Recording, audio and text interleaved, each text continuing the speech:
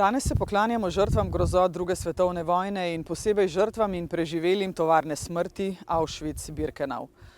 V tej so trpeli in umirali tudi preštevilni Slovenci in Slovenke. V veliko čast mi je, da sta danes z nami tudi predstavnik ugrabljenih otrok dr. Janez Žmavc in nekdanja taboriščnica Mira Lipičar, ki so ju ločili od staršev in ju namestili v nemška taborišča. Sta najpomembnejši del naše slovenske delegacije. O grozotah, ki jih spremljamo, v Gazi in drugod se moramo ustaviti v času pred 80 leti, ko se je končala morija v Auschwitzu, kjer je bilo oduzeto življenje preko 1,1 milijona Judom. Tja je bilo odpeljanih tudi okoli 2300 Slovencev, Judov in Romov, od katerih se polovica ni nikdar vrnila.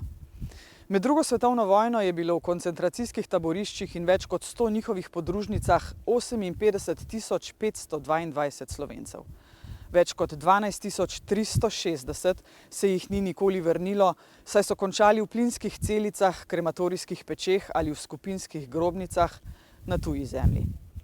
Mednarodno kazensko sodišče, kot globalni naslednik Nürnberških procesov po drugi svetovni vojni, so države ustanovile ravno zato, da odgovorne za vojna grozodejstva in zločine zoper človečnost doseže pravica. Priporne naloge obtoženih moramo in morajo spoštovati vse države pogodbenice Rimskega statuta. Posebnih okoliščin, izjem glede prijetja tega ali onega obtoženega vojnih zločinov ne more in ne sme biti. Relativizacija in nespoštovanje pripornih nalogov Mednarodnega kazenskega sodišča za pregon obtoženih vojnih zločinov ni nič drugega kot ponovno razvrednotenje njihovih žrtev. Zato so taki poskusi, ne glede na njihov namen, v celoti nesprejemljivi.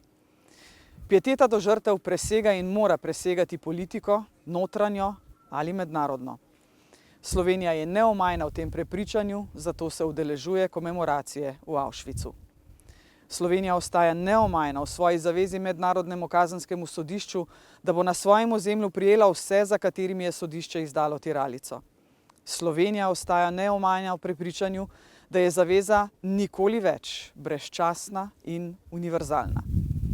Naj bo ta obletnica v spomin in opomin vsem nam, predvsem pa politikom in mnenjskim voditeljem, kakšno srečo smo imeli, da se nismo znašli na oni strani ograje. Ko so nas leta 1942 Nemci aretirali, so nas kmalu razdelili po družinah, po spolu in starosti otrok. Sem eden od ukradenih otrok staršem, ki so trpeli v tem taborišču, številni med njimi tudi dotrpeli. Dostikrat sem ga že obiskal, ker je vendarle ostal spomin na mamo, ki je tukaj preminula, in na vse tegobe, ki smo jih tudi kot otroci preživljali v otroških taboriščih, ki so bila posebna za prevzgojo in ponemčenje. Menim, da je prav mladina tista, ki bi morala spoznati vse tegobe, ki smo jim priča v zadnjem letu, še posebej kruto v Gazi, pa tudi v Ukrajini. Da se to ne bi več dogajalo, je predvsem na otrocih, ki bodo skrbni varuhi, seveda, če se bodo za to odločili, če bo jim to dano, da bodo v tem smislu prispevali za boljši jutri. Raj, odkrito povedano, raj se ne spominjam, ta hudih časov. Ker je le bilo težko. Kaj pa je bilo najtežje? Prosim? Kaj je bilo najtežje?